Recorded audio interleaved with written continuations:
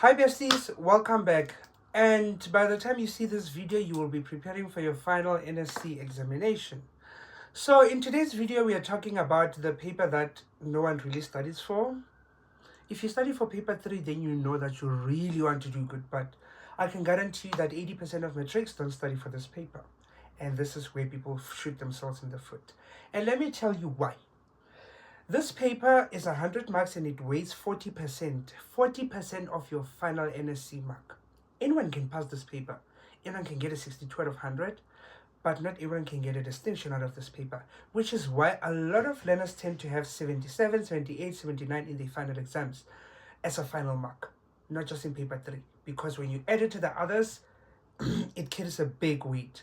So now in this video, we're going to talk about the structure of the paper, what the diagnostic report says that previous learners did wrong and what you can improve on, and final general tips and how to make sure that you do very well in here. Paper 3. Firstly, we're going to talk about the elephant in the room. A lot of learners' performance in languages tends to drop quite heavily in the final exams.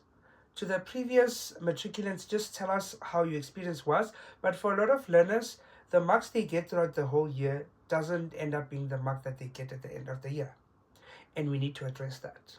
There are other discrepancies that we can't talk about, but for the sake of this video, we're going to talk about the writing skills.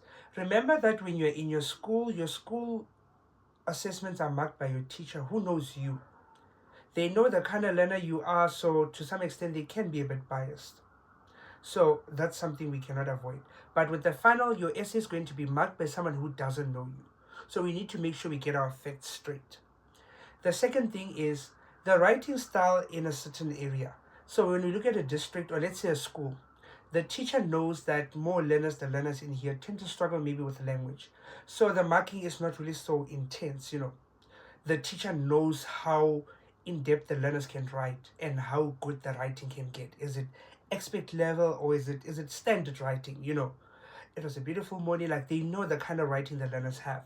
So there's also a bit of bias around that. Whereas now in your final exam, your paper might be marked by another teacher from another school who is not used to the standard of writing your school does.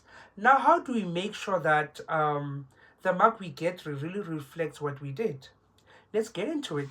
So according to the diagnostic report of 2024, it says that most learners struggled with poor planning, and this means that not having a plan on what you're going to write about for your essay.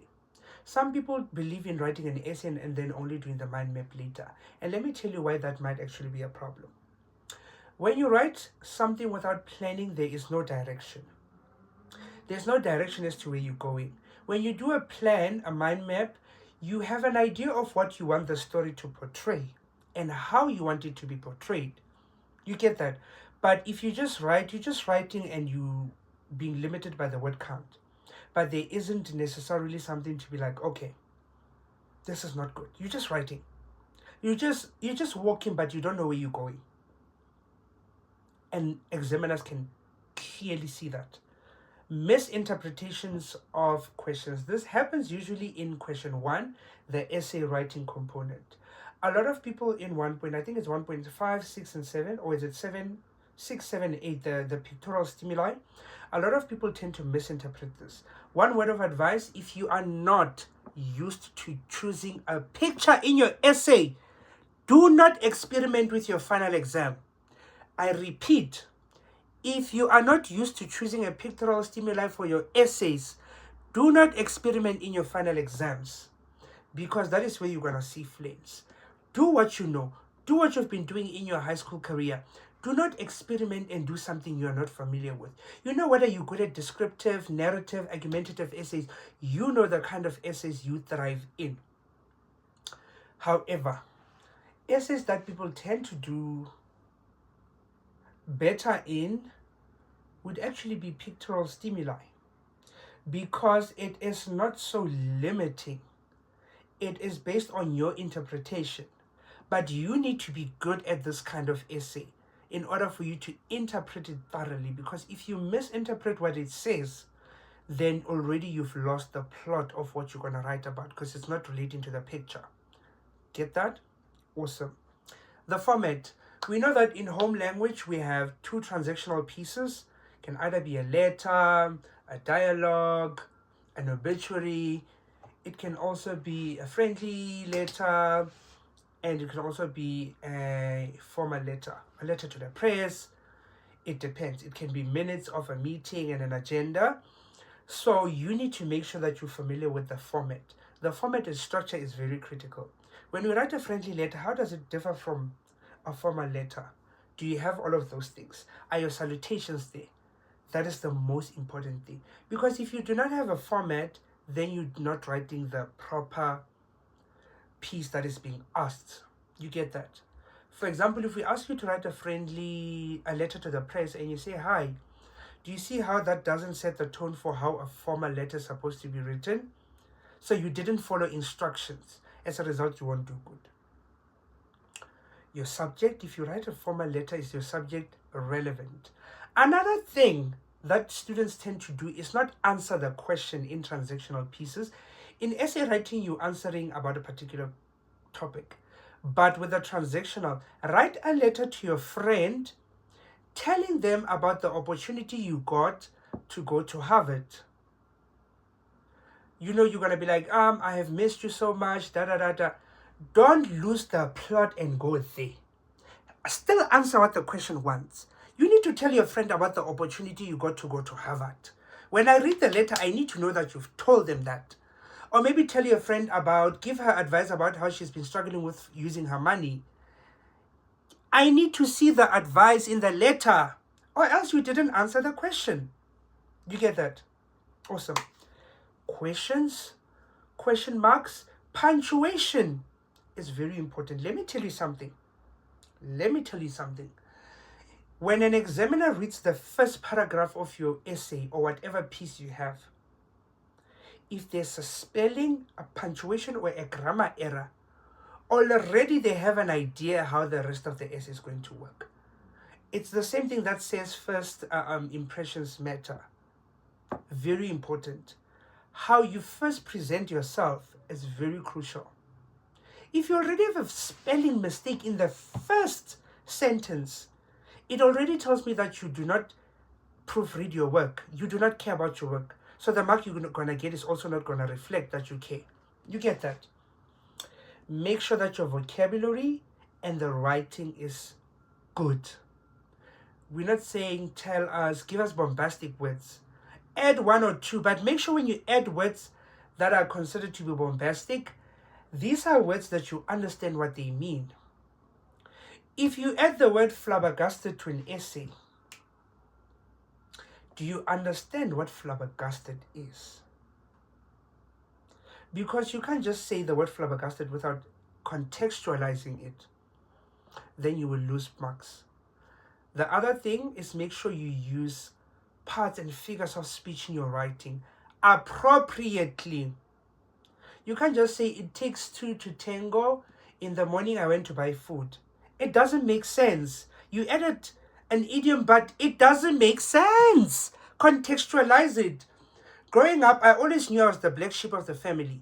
Even when I did this, it would always get scrutinized. You see how I used that idiom and that word scrutiny appropriately.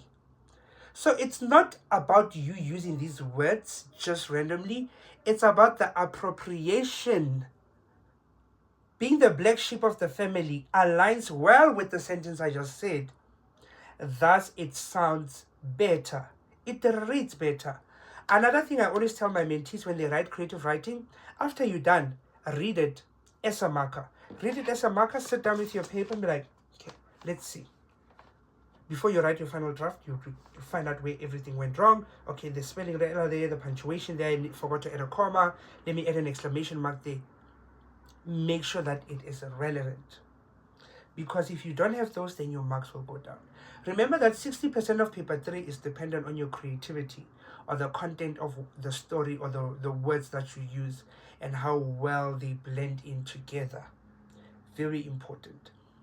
One thing I will tell you, the first idea that usually comes to mind when you see a topic or a transactional piece, don't write it. Chances are someone else is thinking about it. And also be creative, guys. Like, if we say the best day of your life, for example, Beyonce went to your school, chances are almost half of your class will write about the day Beyonce went to school. It just becomes very boring if the similar examiners are gonna mark it. It's like same thing. Unless if you're gonna deliver it in a different context. You get that? You're gonna deliver it in a way that makes it sound very amazing. It makes it feel like I wish I should have been there. You get that? So that is what you need to focus on. But now, how do we get a distinction? Let me tell you. Proper planning. Proper planning is the key to any good essay. Plan what is it that you want to say. Let's say it's the best day ever. Do you want to talk about the atmosphere? Do you want to talk about the characters that were there? Do you want to tell us what happened? What is it that you want to share in the story? So having a proper planning is very important. Understanding your formats, very crucial. Strategy, you need to have a strategy. Make sure you read your essay again, find any spelling, punctuation, and grammar errors, as well as sentence construction. If you say, my name eats, already you are wrong. You get that? Also, avoid using contractions when you write your essay. Avoid using can't, couldn't, could not. Write proper full words. Very, very important. Capitalize when necessary. People's names need to be capitalized. The beginning of a sentence needs to be capitalized. You get that? Make sure that you practice. Read. The more you read, the more you listen to music, the more you get to be very inspired. There was a learner who added a quote. Like, do you know the song? It says, I see her at the back of my mind. It's something our teacher used to tell us growing up as young girls in a rural village called Ezweni. Do you see how you used a lyric? But I'm not saying write lyrics for examiners, but spice up your writing. Like, it must be like, wow. So you read the essay after and then decide whether it deserves a 50 out of 50. Read it and then see if it deserves that. Besties, that is it. This is the last paper 3 you're going to be writing for your high school career. So make sure that you actually prepare to the fullest extent that you can. Every mark counts for bursaries, for colleges, for funding, for bursary opportunities, and university acceptance. Every mark matters. So if there's a time for you to make a sacrifice, it's now. Good luck, subscribe to the channel, and wait for the next video. We're going to be discussing another great subject. Bye, besties.